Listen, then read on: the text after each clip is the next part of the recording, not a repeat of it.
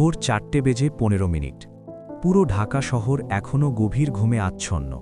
রাস্তার কুকুরগুলো কুণ্ডলি পাকিয়ে শুয়ে আছে ফুটপাতের এক কোণায়। কিন্তু সোলায়মানের ঘুম ভেঙে গেছে আরও আধ ঘন্টা আগে। আসলে অভাবীদের ঘুম বলে কিছু থাকে না, থাকে কেবল ক্লান্তির সাময়িক বিরতি। টিনের চালের ছোট্ট স্যাঁতসেঁতে ঘরটার ভেতর ঘুটঘুটে অন্ধকার। ভ্যাপসা গরমে বাতাস যেন জমে আছে। সোলায়মান খুব সন্তর্পণে বিছানা থেকে ওঠে, যাতে পাশে শুয়ে থাকা স্ত্রী রহিমা আর 7 বছরের মেয়ে সুমির ঘুম না ভাঙে। মেয়েটার গত 3 দিন ধরে ভীষণ জ্বর। জ্বরের ঘোরে কাল সারা রাত প্রলাপ বকেছে। সোলায়মান একটা দীর্ঘশ্বাস ফেলে। পিঠের বাঁ দিকের পুরনো ব্যথাটা আবার চাঙার দিয়ে উঠেছে। গত 20 বছর ধরে রিকশার প্যাডেল ঘোরাতে ঘোরাতে তার শরীরের প্রতিটি হাড় যেন এখন আলাদা করে কথা বলে।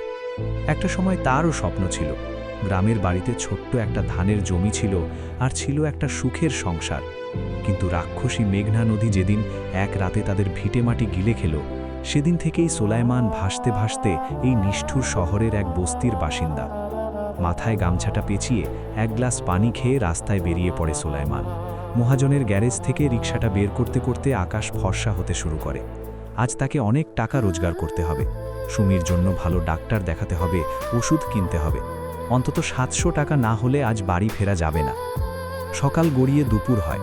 ঢাকা শহরের চেনা রূপ বেরিয়ে আসে। তীব্র যানজট, গাড়ির হর্ন আর কালো ধোঁয়ায় বাতাস ভারী হয়ে ওঠে। চৈত্র মাসের রোদ যেন আকাশ থেকে আগুন হয়ে ঝরছে।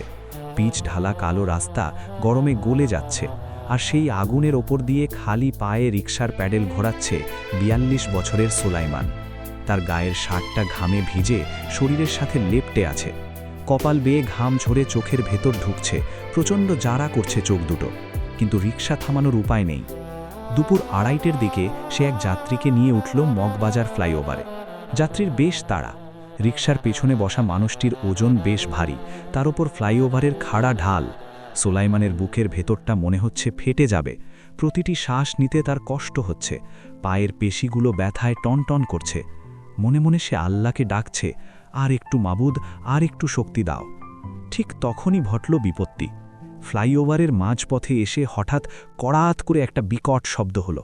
রিকশার চেন ছিঁড়ে গেছে। প্যাডেল হঠাৎ হালকা হয়ে যাওয়ায় ভারসাম্য হারিয়ে সোলায়মান রিকশা থেকে ছিটকে পড়ল রাস্তার উপর। তার হাঁটু ছিলে রক্ত বেরিয়ে গেল। পেছনে বসা যাত্রীটি বিরক্তিতে মুখ কুঁচকে বললেন, আরে মিয়া, রিকশা চালাতে পারো না তো রাস্তায় নামো কেন? আমার মিটিংয়ের সময় পার হয়ে যাচ্ছে। সোলায়মান কাঁপা কাঁপা হাতে রিকশার চেনটা লাগানোর চেষ্টা করতে করতে বলল, মাফ করবেন স্যার, চেনটা ছিঁড়ে গেছে, 2 মিনিট সময় দেন, ঠিক করে দিচ্ছি। কিন্তু যাত্রীটি কোনো কথা না শুনে পকেট থেকে 10 টাকার একটা ছেঁড়া নোট সোলায়মানের মুখের ওপর ছুঁড়ে দিয়ে অন্য একটা রিকশা ডেকে চলে গেলেন। অথচ ভাড়া হওয়ার কথা ছিল 60 টাকা। সোলায়মান ছেঁড়া নোটটার দিকে তাকিয়ে রইল। তার চোখ ফেটে কান্না আসছিল, কিন্তু এই শহরে গরিবের কান্নার কোনো দাম নেই। সে ভাঙা রিকশাটা ঠেলে ঠেলে ফ্লাইওভার থেকে নিচে নামাতে লাগল। গ্যারেজে নিয়ে রিকশা ঠিক করতে করতে বিকেল গড়িয়ে গেল। সকাল থেকে উপোস সোলায়মানের পকেট থেকে মেরামতের বিল বাবদ চলে গেল 150 টাকা। তার সারা দিনের জমানো টাকা থেকে এখন মাত্র 80 টাকা অবশিষ্ট আছে। এই টাকা দিয়ে সুমির ওষুধ তো দূরের কথা, রাতের চাল কেনাও সম্ভব নয়। সন্ধ্যার দিকে আকাশ হঠাৎ কালো হয়ে এলো। শুরু হলো কাল বৈশাখী ঝড় আর মুষলধারে বৃষ্টি। সোলায়মান রিকশা নিয়ে একটা বন্ধ দোকানের টিনের শেডের নিচে আশ্রয় নিল। বৃষ্টির ছাটে তার শরীর কাঁপছে, ঠান্ডায় নয়, এক বুক শূন্যতায়। সে পকেট থেকে পলিথিনে মোড়া সুমির পুরনো প্রেসক্রিপশনটা বের করল। বৃষ্টির পানিতে সেটা ভিজে একাকার হয়ে যাচ্ছে। সোলায়মান আর সহ্য হলো না। সে 2 হাঁটুর ভেতর মাথা গুজে ডুকরে কেঁদে উঠল। তার কান্না বৃষ্টির শব্দের সাথে মিশে হারিয়ে গেল। আমি কেমন বাবা, আমি কেমন স্ত্রী, নিজেকে বারবার প্রশ্ন করতে লাগল সে। একটা সামান্য জ্বরের ওষুধ কিনে দেওয়ার মুরদ আমার নেই। সারা দিন পশুর মতো খেটেও আমি আমার মেয়েটার মুখে একটু হাসি ফোটাতে পারি না। রাত 10টা। বৃষ্টি থেমে গেছে, কিন্তু চারপাশ কাদায় মাখামাখি। সোলায়মান রিকশাটা মহাজনের গ্যারেজে জমা দিয়ে খালি হাতে বাড়ির দিকে হাঁটতে শুরু করল। পকেটের 80 টাকা দিয়ে সে শুধু কয়েকটা পাউরুটি আর একটু গুড় কিনেছে। বস্তির সরু গলি দিয়ে হেঁটে নিজের ঘরের দরজার সামনে এসে সে থমকে দাঁড়াল। ভেতরে কিভাবে থুকবে সে? রহিমা নিশ্চয়ই আশায় বসে আছে যে তার স্বামী আজ ওষুধ নিয়ে ফিরবে, চাল নিয়ে ফিরবে। সোলাইমান চোখ মুছে মুখে একটা জোর করে হাসি আনার চেষ্টা করল। দরজা ঠেলে ভেতরে ঢুকতেই দেখল একটা ছোট্ট কুপি জ্বলছে। রহিমা সুমির মাথায় জলপট্টি দিচ্ছে। সোলাইমানকে দেখে রহিমা উঠে দাঁড়াল। সোলাইমান মাথা নিচু করে পাউরুটির পলিথিনটা এগিয়ে দিয়ে ভাঙা গলায় বলল, আজ রিকশাটা নষ্ট হয়ে গেছিল রে রহিমা, টাকা সব গ্যারেজে চলে গেছে, আমি সুমির ওষুধ আনতে পারি নাই। কথাটা বলতে বলতে সোলাইমানের গলা ধরে এলো। রহিমা কিছুক্ষণ চুপ করে রইল। তারপর এগিয়ে এসে সোলাইমানের ঘামে আর কাদায় মাখা হাত দুটো নিজের হাতের মুঠোয় নিল। তার চোখে কোনো অভিযোগ নেই, আছে এক গভীর মায়া।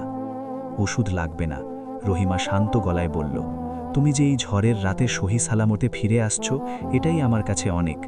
তুমি মুখ হাত ধুয়ে নাও, আমি পাউরুটি আর গুড় দিয়া পানি দিতাছি। সুমির জ্বর আগের চেয়ে একটু কম। সুলাইমান অবাক হয়ে রহিমার দিকে তাকিয়ে রইল। এই অভাবের সংসারে, যেখানে প্রতিদিন বাঁচার জন্য যুদ্ধ করতে হয়, সেখানে এই মানুষগুলোর ভালোবাসা কিভাবে এতটা খাঁটি থাকে। সে এগিয়ে গিয়ে ঘুমন্ত সুমির কপালে হাত রাখল। সত্যি জ্বর একটু কমেছে। সুমি ঘুমের ঘোরেই বাবার হাতটা জড়িয়ে ধরল। সেই মুহূর্তে সোলাইমানের মনে হলো তার শরীরের সব ক্লান্তি, সব ব্যথা যেন জাদুর মতো উধাও হয়ে গেছে। এই যে ভাঙাচোরা একটা জীবন, এই যে প্রতিদিনের অপমান আর কষ্ট, সব কিছুর একটা অর্থ আছে। এই ঘুমন্ত মেয়েটা আর সব মেনে নেওয়া স্ত্রী, এরাই তার পৃথিবী। বাইরে তখনও ল্যাম্পপোস্টের মিটিমিটি আলো জ্বলছে। শহরের কোলাহল একটু কমেছে। সোলাইমান জানে কাল ভোরে তাকে আবার উঠতে হবে, আবার শুরু হবে সেই ঘাম আর রক্তের লড়াই।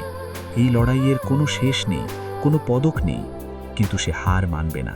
কাল সে দ্বিগুণ জোরে প্যাডেল ঘোরাবে, কারণ গরিব মানুষের জীবনে কষ্ট যেমন চিরস্থায়ী, তেমনি তাদের বেঁচে থাকার জেদটাও পৃথিবীর সবচেয়ে শক্তিশালী জিনিস। সুলাইমান চোখ বন্ধ করে একটা দীর্ঘশ্বাস ছাড়ে। তবে এই দীর্ঘশ্বাসে আজ কোনো আক্ষেপ নেই, আছে আগামী দিনের নতুন এক যুদ্ধের প্রস্তুতি।